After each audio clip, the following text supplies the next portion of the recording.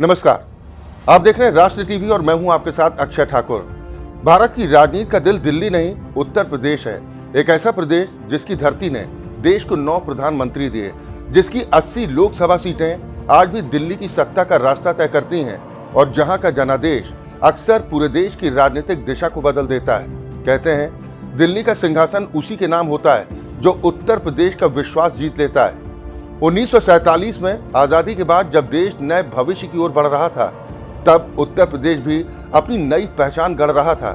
जमींदारी उन्मूलन से लेकर हरित क्रांति तक, कांग्रेस के एक छत्र राज से लेकर मंडल कमंडल की राजनीति तक, राम मंदिर आंदोलन से लेकर बहुजन राजनीति के उदय तक और फिर हिंदुत्व के नए अध्याय तक, उत्तर प्रदेश ने हर दौर को देखा है। यही वो धरती है जहां पंडित गोविंद वल्लभ पंत ने विकास की नींव रखी, जहां चौधरी चरण सिंह ने किसानों की आवाज बुलंद की, जहां मुलायम सिंह यादव ने समाजवादी राजनीति को नई ताकत दी, जहां काशीराम और मायावती ने दलित राजनीति का नया इतिहास लिखा और जहां आज योगी आदित्यनाथ के नेतृत्व में विकास, कानून व्यवस्था और सांस्कृतिक राष्ट्रवाद की नई बहस चल रही है।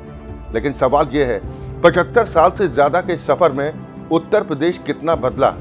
क्या प्रदेश की तस्वीर बदली या सिर्फ चेहरे बदले? किस मुख्यमंत्री ने विकास की नई इबारत लिखी? किस दौर में कानून व्यवस्था सबसे बड़ी चुनौती बनी? किस सरकार ने जनता की उम्मीदों पर खरा उतरने की कोशिश की और कहां चूक हुई? आज का से कहानी में हम खोलेंगे उत्तर प्रदेश की राजनीति का पूरा इतिहास। एक ऐसी कहानी जिसमें सत्ता है, संघर्ष है, विकास है, विवाद है और देश की राजनीति का सबसे बड़ा सच। तो चलिए शुरू करते हैं उत्तर प्रदेश की सियासत की वो कहानी जिसने कई नेताओं को बनाया, कई सरकारों को गिराया और बार बार भारत की तकदीर लिखी।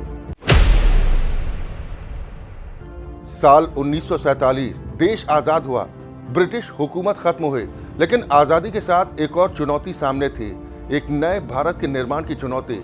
और इस नए भारत की सबसे बड़ी प्रयोगशाला बना उत्तर प्रदेश।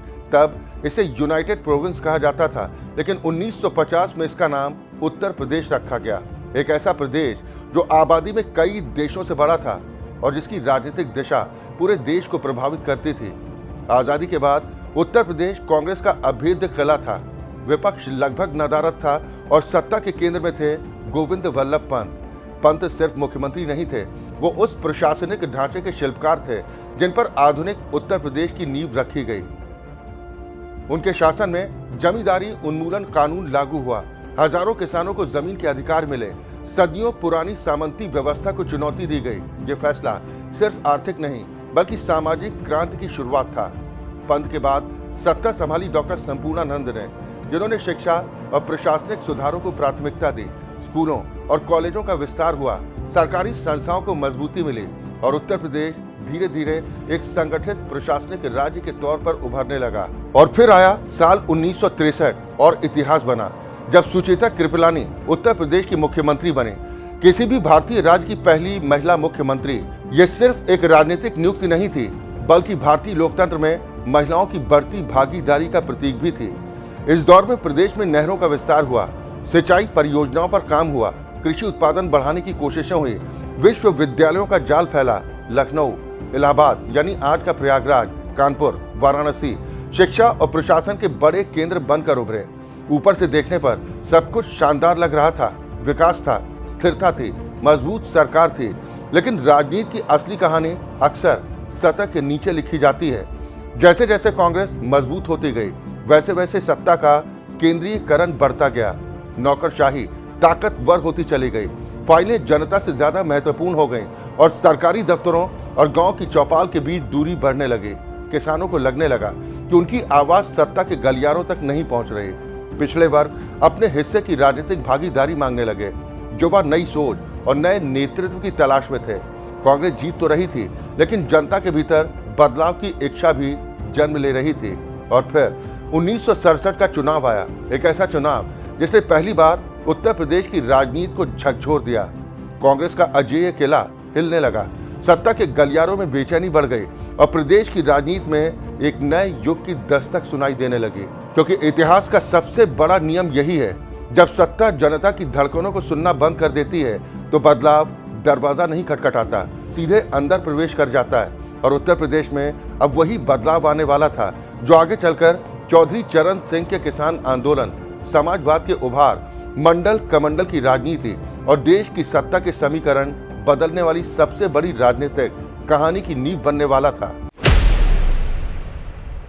साल 1967 उत्तर प्रदेश की राजनीति का वो मोड़ जिसने सत्ता की पूरी कहानी बदल दी। आजादी के बाद से कांग्रेस का जो किला अजेय माना जाता था, जिसे कोई चुनौती नहीं दे सकता था, उस किले में पहली बार बड़ी दरार पड़ चुकी थी। जनता के मन में बदलाव की इच्छा थी, किसानों में नाराजगी थी, युवाओं में बेचैनी थी और कांग्रेस के भीतर भी अंतर कलह बढ़ रही थी। 1967 के विधानसभा चुनाव में कांग्रेस सबसे बड़ी पार्टी तो बनी, लेकिन उसकी राजनीतिक पकड़ कमजोर पड़ चुकी थी और यहीं से शुरू हुआ उत्तर प्रदेश की राजनीति का नया अध्याय। और इस अध्याय के नायक बने चौधरी चरण सिंह, एक ऐसे नेता जो बड़े शहरों के राजनीतिक गलियारों से नहीं बल्कि खेतों की मेड़ों और गांव की चौपालों से निकला था। चरण सिंह का मानना था कि भारत की असली ताकत गांव में बसती है और जब तक किसान मजबूत नहीं होगा तब तक देश मजबूत नहीं हो सकता। उन्होंने कांग्रेस छोड़कर किसानों और ग्रामीण समाज की राजनीति को नया मंच दिया। उनकी आवाज सीधे खेतों तक पहुंचती थी और किसान पहली बार महसूस कर रहा था कि सत्ता में उसका भी हिस्सा हो सकता है। चौधरी चरण सिंह ने साफ कहा था, दिल्ली और लखनऊ की राजनीति का केंद्र गांव होना चाहिए, न कि सिर्फ बड़े शहर और नौकरशाही। और यही सोच धीरे धीरे एक बड़े राजनीतिक आंदोलन में तब्दील हो गई। पश्चिमी उत्तर प्रदेश में जाट राजनीति का प्रभाव बढ़ा, किसानों का राजनीतिक आत्मविश्वास मजबूत हुआ और जातीय और सामाजिक समीकरणों पर आधारित नई राजनीति आकार लेने लगी। लेकिन जहां बदलाव होता है वहां संघर्ष भी होता है। उत्तर प्रदेश में पहली बार गठबंधन राजनीति का दौर शुरू हुआ। विभिन्न विचारधाराओं वाले दल एक साथ एक मंच पर आए। कांग्रेस विरोधी उनकी सबसे बड़ी ताकत थी, लेकिन यही उनकी सबसे बड़ी कमजोरी भी बन गई। सरकारें बनी, सरकारें गिरी, विधायकों की निष्ठाएं बदली और सत्ता के गलियारों में जोड़ तोड़ की राजनीति बढ़ने लगी। राजनीतिक अस्थिरता उत्तर प्रदेश की नई पहचान बनती जा रही थी। मुख्यमंत्री बदल रहे थे, समीकरण बदल रहे थे, लेकिन एक बात स्थायी हो चुकी थी, कांग्रेस अब उत्तर प्रदेश की राजनीति की अकेली धुरी नहीं रही थी। चौधरी चरण सिंह ने सिर्फ एक सरकार नहीं बनाई, उन्होंने राजनीति का केंद्र बदल दिया। उन्होंने किसानों को वोट बैंक नहीं बल्कि सत्ता का दावेदार बना दिया। और यही वजह कि आज भी उत्तर प्रदेश की राजनीति में किसान, गांव और सामाजिक समीकरण सबसे महत्वपूर्ण कारक माने जाते हैं। लेकिन इतिहास अभी एक और करवट लेने वाला था, क्योंकि 1970 का दशक सिर्फ सत्ता परिवर्तन का नहीं बल्कि लोकतंत्र की सबसे बड़ी परीक्षा का दशक बनने जा रहा था। दिल्ली में सत्ता और विपक्ष आमने सामने थे, देश में असंतोष बढ़ रहा था और जल्द ही एक ऐसा फैसला होने वाला था जो पूरे भारत के साथ साथ उत्तर प्रदेश की राजनीति को भी हमेशा के लिए बदल देने वाला था। एक फैसला जिसका नाम था आपातकाल।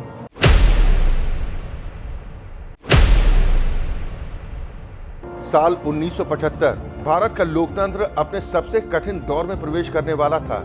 एक ऐसा दौर जिसे सुनकर आज भी राजनीति के गलियारों में सन्नाटा छा जाता है। एक ऐसा दौर जब सत्ता सबसे ताकतवर थी और जनता सबसे बेबस दिखाई दे रही थी।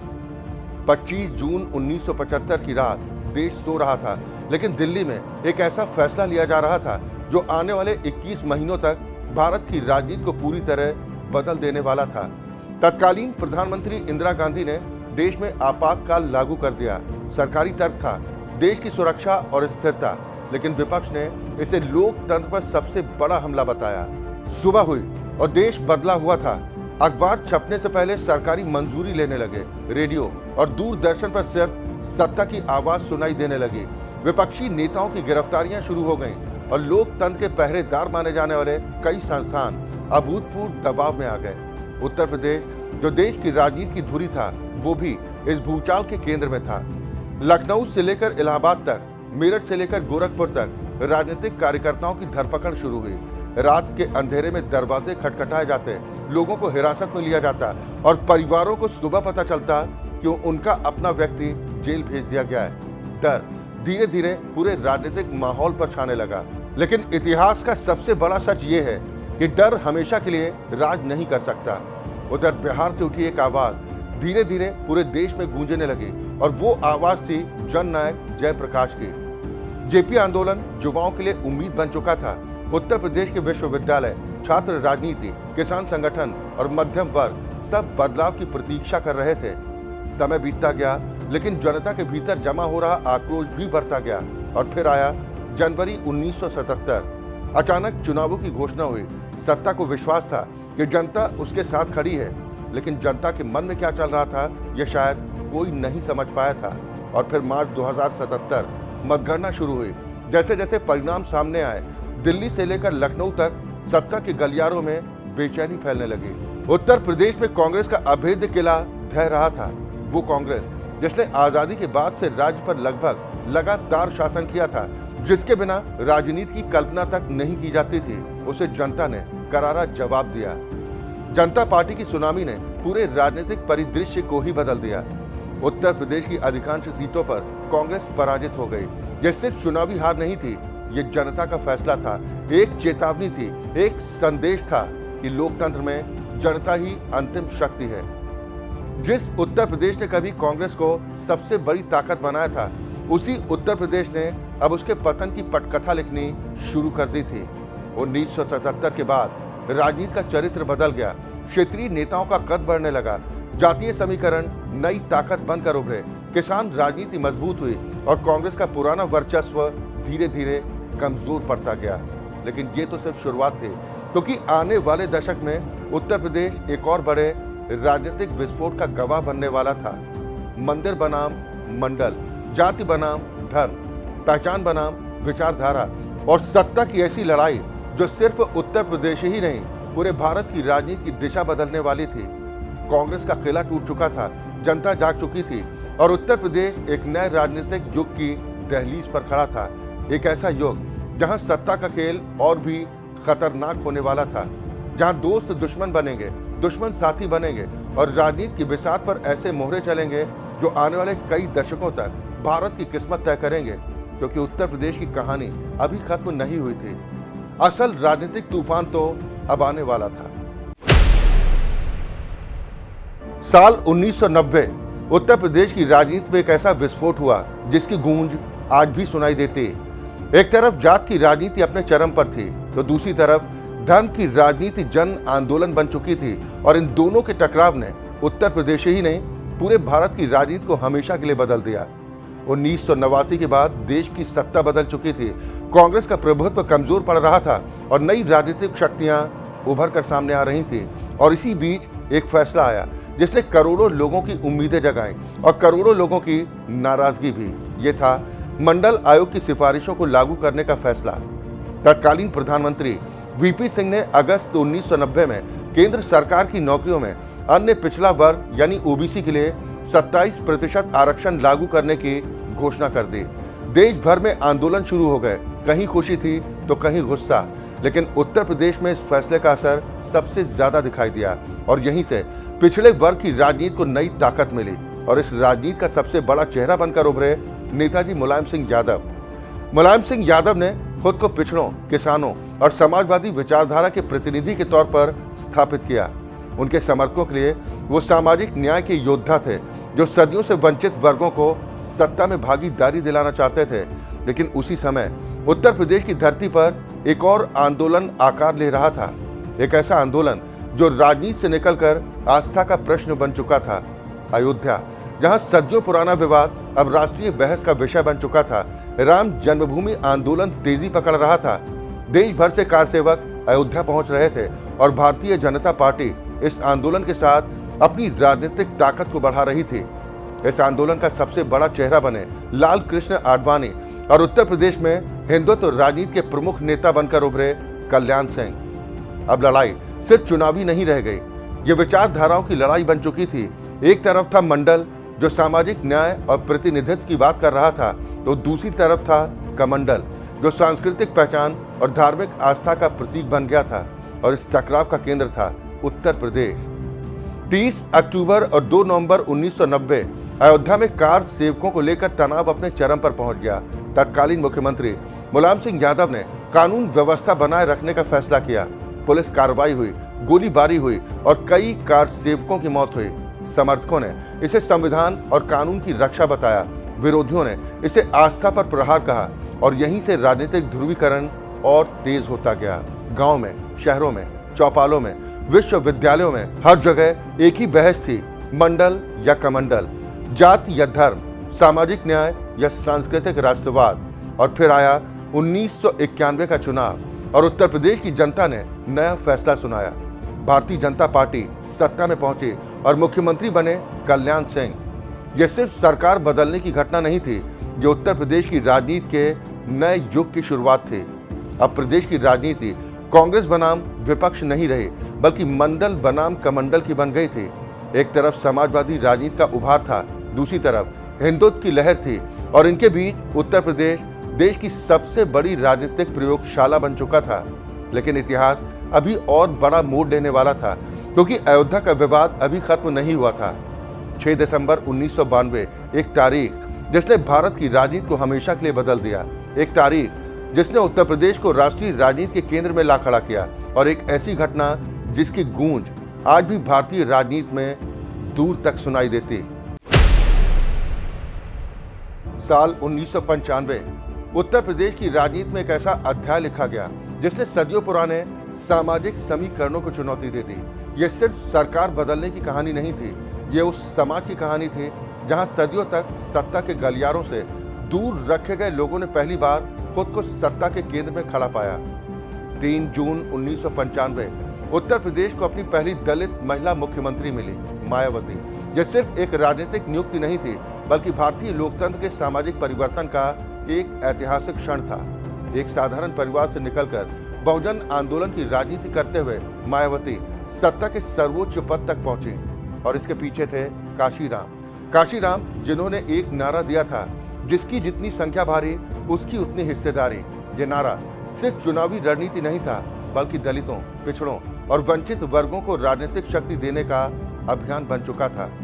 1990 के दशक तक उत्तर प्रदेश की राजनीति मंडल और कमंडल के बीच घूम रही थी, लेकिन मायावती के उदय ने इसमें एक तीसरा और बेहद शक्तिशाली अध्याय जोड़ दिया, बहुजन राजनीति। दलित समाज के लाखों लोगों ने पहली बार महसूस किया कि सत्ता में उनकी भी हिस्सेदारी हो सकती है, कि मुख्यमंत्री की कुर्सी तक पहुंचना सिर्फ ऊंची जातियों या पारंपरिक राजनीतिक परिवारों का अधिकार नहीं है। मुख्यमंत्री बनने के बाद मायावती ने दलित महापुरुषों की विरासत को सार्वजनिक पहचान देने पर जोर दिया। डॉक्टर BR अम्बेडकर, काशीराम और अन्य बहुजन नेताओं के नाम पर स्मारक, पार्क और संस्थानों का निर्माण कराया गया। लखनऊ और नोएडा में बने विशाल स्मारक देश भर में चर्चा का विषय बन गए। समर्थकों का कहना था कि जिन महापुरुषों को इतिहास में पर्याप्त सम्मान नहीं मिला, उन्हें पहली बार सार्वजनिक रूप से उचित स्थान दिया जा रहा है। उनके लिए ये पार्क और स्मारक पत्थर की इमारतें नहीं, बल्कि सामाजिक सम्मान और आत्म गौरव के प्रतीक थे। लेकिन राजनीति में हर फैसले के दो पक्ष होते हैं। विरोधियों ने आरोप लगाया कि सरकारी धन का अत्यधिक उपयोग स्मारकों और मूर्तियों पर किया जा रहा है और विकास की प्राथमिकताओं को पीछे छोड़ा जा रहा है, और यहीं से सम्मान की राजनीति और दिखावे की राजनीति के बीच में बहस शुरू हो गई, जो वर्षों तक जारी रही। लेकिन बहस चाहे जो रही हो, एक तथ्य से कोई इनकार नहीं कर सकता था, 1995 ने उत्तर प्रदेश की राजनीति का चरित्र बदल दिया था। अब सत्ता की लड़ाई सिर्फ कांग्रेस, समाजवाद या हिंदुत्व तक सीमित नहीं थी। दलित राजनीति एक निर्णायक शक्ति बन चुकी थी, और मायावती सिर्फ एक मुख्यमंत्री नहीं रही, वो करोड़ों वंचित लोगों के लिए राजनीतिक प्रतिनिधित्व का प्रतीक बन चुकी थी। उत्तर प्रदेश की सत्ता में अब एक नया सामाजिक समीकरण जन्म ले चुका था, जो आने वाले वर्षों में सरकारें बनाएगा, सरकारें गिराएगा और उत्तर प्रदेश की राजनीति की दिशा तय करेगा। 1990 के दशक के बाद उत्तर प्रदेश की राजनीति का केंद्र बदल चुका था। अब लड़ाई सिर्फ सत्ता की नहीं थी, प्रतिनिधित्व की थी, पहचान की थी, और इस राजनीति के सबसे बड़े चेहरे बनकर उभरे मुलायम सिंह यादव। एक शिक्षक से नेता बने मुलायम सिंह यादव ने खुद को पिछड़ों, किसानों और मुस्लिम समुदाय की आवाज के तौर पर स्थापित किया। मंडल राजनीति के दौर में उनका राजनीतिक आधार लगातार मजबूत होता गया और समाजवादी विचारधारा उत्तर प्रदेश की राजनीति की मुख्य धारा बन गई। उनके समर्थकों के लिए मुलायम सिंह धरती पुत्र थे, एक ऐसे नेता जो गांव, किसान और आम आदमी की भाषा बोलते थे। उनके शासनकाल में ग्रामीण विकास, शिक्षा और सामाजिक कल्याण से जुड़ी कई योजनाएं शुरू की गईं। पिछड़े वर्गों और अल्पसंख्यकों की राजनीतिक भागीदारी बढ़ी और समाजवादी पार्टी प्रदेश की सबसे प्रभावशाली राजनीतिक ताकतों में शामिल हो गई। लेकिन राजनीति में हर सफलता के साथ विवाद भी चलते हैं। जैसे जैसे समाजवादी राजनीति मजबूत हुई, वैसे वैसे कानून व्यवस्था को लेकर सवाल भी उठने लगे। विपक्ष का आरोप था कि आपराधिक तत्वों को राजनीतिक संरक्षण मिल रहा है, अपराध, भूमि कब्जे और बाहुबलियों का प्रभाव बढ़ रहा था और सरकार कानून व्यवस्था बनाए रखने में पूरी तरह सफल नहीं हो पा रही। इन्हीं आरोपों के आधार पर विपक्ष ने उस दौर को गुंडा राज कहना शुरू कर दिया। हालांकि समाजवादी पार्टी इन आरोपों को राजनीतिक प्रचार बताती रही, लेकिन जनता के बीच कानून व्यवस्था का मुद्दा लगातार चर्चा में बना रहा और यहीं से भारतीय जनता पार्टी को एक बड़ा राजनीतिक अवसर मिला। बीजेपी ने विकास, सुशासन और मजबूत कानून व्यवस्था को अपना प्रमुख चुनावी मुद्दा बनाया और जनता के सामने ये सवाल रखा, क्या उत्तर प्रदेश को पहचान की राजनीति चाहिए या कानून का राज? यही सवाल आने वाले वर्षों में प्रदेश की राजनीति का सबसे बड़ा मुद्दा बनने वाला था, क्योंकि उत्तर प्रदेश अब एक ऐसे मोड़ पर खड़ा था जहां जातीय समीकरणों की राजनीति और सुशासन की राजनीति आमने सामने आने वाली थी और इसी टकराव से निकलने वाला था उत्तर प्रदेश का अगला बड़ा राजनीतिक अध्याय। साल 2012 उत्तर प्रदेश की राजनीति में एक नया चेहरा उभरा, एक ऐसा चेहरा जो युवा था, तकनीकी की बात करता था, विकास की बात करता था और राजनीति की पुरानी छवि बदलने का दावा भी करता था। 38 साल की उम्र में अखिलेश यादव उत्तर प्रदेश के सबसे युवा मुख्यमंत्री बने। यह सिर्फ सत्ता परिवर्तन नहीं था, बल्कि एक पीढ़ी से दूसरी पीढ़ी को नेतृत्व सौंपने का संदेश भी था। समाजवादी राजनीति की विरासत अब मुलायम सिंह यादव से आगे बढ़कर अखिलेश यादव के हाथों में आ चुकी थी। युवा मुख्यमंत्री के रूप में अखिलेश ने विकास और आधुनिक उत्तर प्रदेश का विजन पेश किया।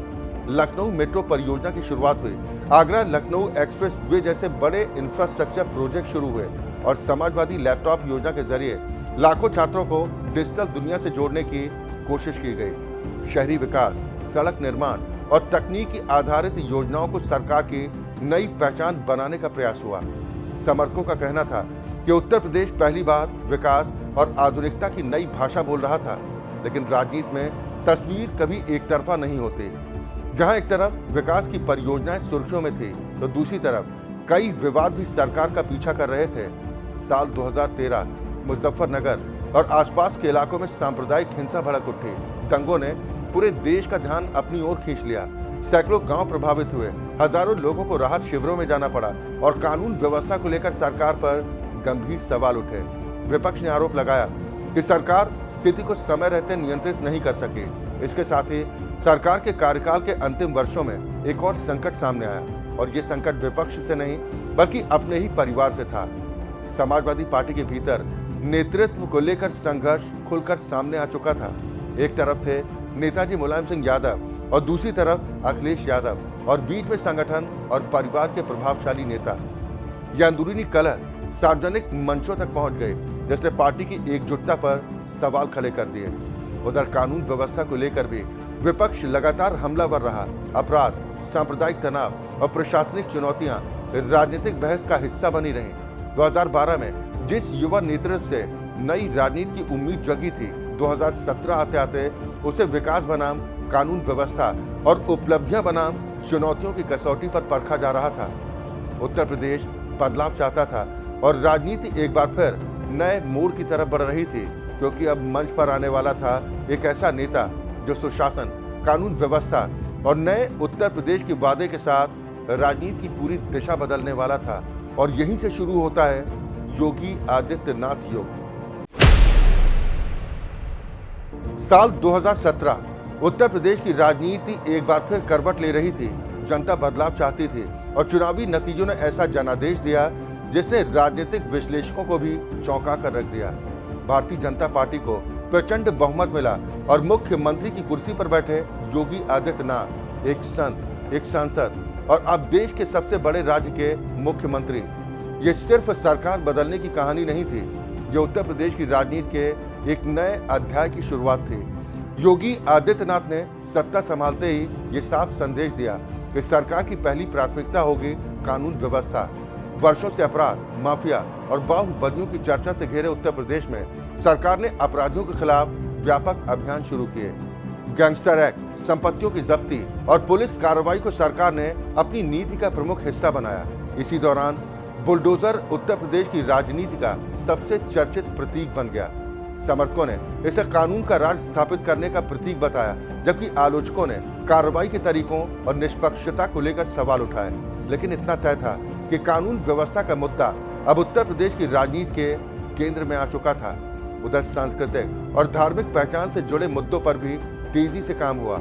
अयोध्या, जो दशकों तक राजनीतिक और कानूनी विवाद का केंद्र रही, वो अब विकास और धार्मिक पर्यटन के नए मॉडल के तौर पर उभरने लगी। अयोध्या में भव्य राम मंदिर निर्माण राष्ट्रीय चर्चा का विषय बना। वहीं काशी विश्वनाथ कॉरिडोर परियोजना ने वाराणसी के धार्मिक और पर्यटन स्वरूप को नया आयाम दिया। धार्मिक विरासत को आधुनिक बुनियादी ढांचे से जोड़ने का प्रयास सरकार की प्रमुख पहचान बना। लेकिन कहानी सिर्फ आस्था तक सीमित नहीं थी। सरकार ने निवेश आकर्षित करने के लिए बड़े निवेश सम्मेलनों का आयोजन किया, एक्सप्रेस वे नेटवर्क का विस्तार किया।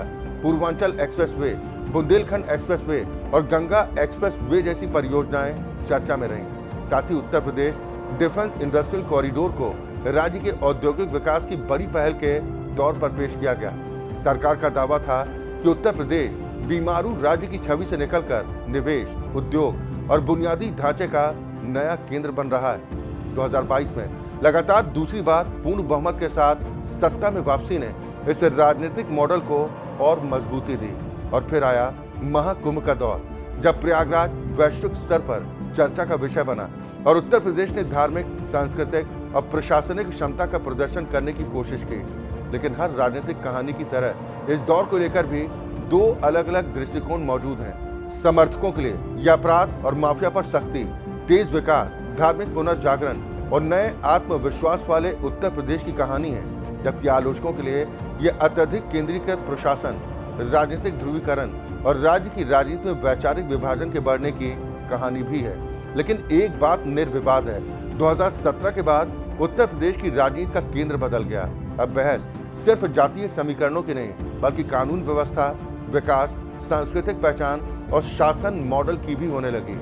और यही कारण है कि आज उत्तर प्रदेश सिर्फ एक राज्य नहीं, बल्कि भारत की राजनीति का सबसे बड़ा राजनीतिक प्रयोग और सबसे बड़ी चुनावी प्रयोगशाला माना जाता है। तो ये थी उत्तर प्रदेश की कहानी, सिर्फ एक राज्य की नहीं, बल्कि भारत की राजनीति की सबसे बड़ी प्रयोगशाला की कहानी।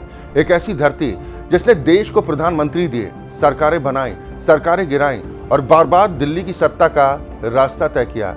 गोविंद वल्लभ पंत के प्रशासनिक सुधारों से लेकर चौधरी चरण सिंह की किसान राजनीति तक, आपातकाल के विरोध से लेकर मंडल और कमंडल के टकराव तक, मायावती के सामाजिक बदलाव से लेकर मुलायम सिंह यादव की समाजवादी राजनीति तक, अखिलेश यादव के विकास मॉडल से लेकर योगी आदित्यनाथ के नए उत्तर प्रदेश तक, हर दौर ने प्रदेश की राजनीति को नई दिशा दी है।